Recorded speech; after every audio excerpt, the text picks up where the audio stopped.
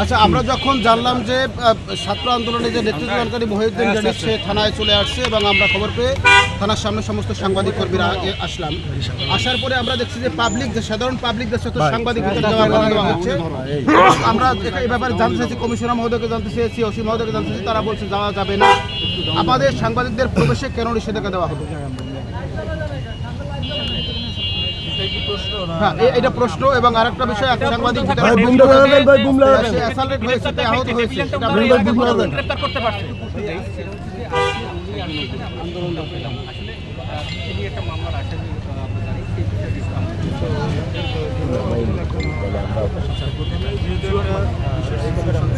আস্তে আস্তে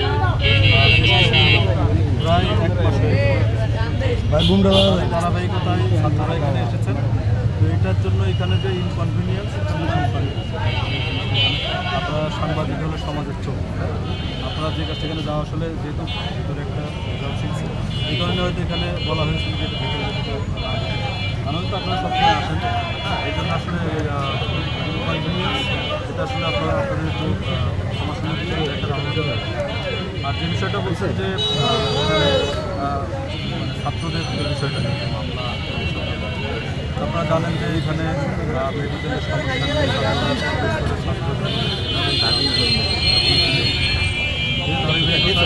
আপনারা জানেন যে ইতিমধ্যে মুসল্লাবাদ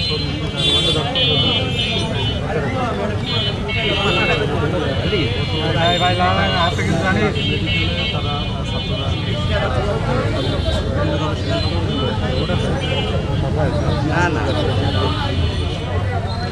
লাঞ্ছনা পরিপ্রেক্ষিতে সেখানে কিন্তু তারই ভিত্তিতে আসলে আমরা তদন্ত করি। এখানে আপনারা যেটা বললেন যে আশা, ঠিক আছে জনাব মহিউদ্দিন আছে এখন এই মুহূর্তে, হ্যাঁ ওটা জানাবেন। যদি আপনি অভিযোগ দেন সেটা আমরা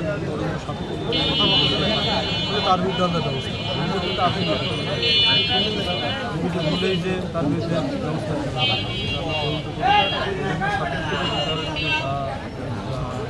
দোষ থাকে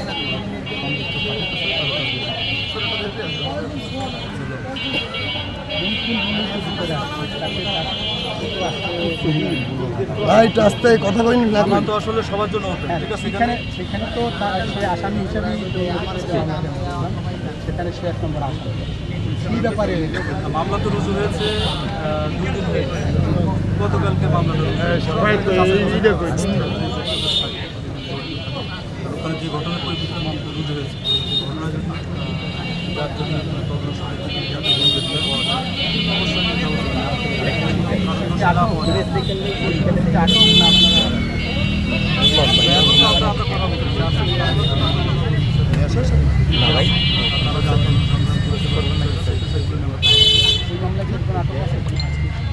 আসলে আমরা তাকে ধরেছি মানে তার ফ্যাসিস্টের সাথে তার যোগসাথে এই ধরনের ডকুমেন্ট আমাদের কাছে হাতে আছে।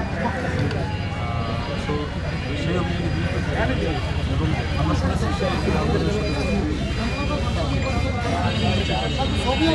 সেটা আপনাদের যেটা মানে অসুবিধা হয়েছে সেটা আমরা এটা আসলে আমাদের মানে সবাই ঢুকে গেছে তো এই কারণে কিছু মনে করেন।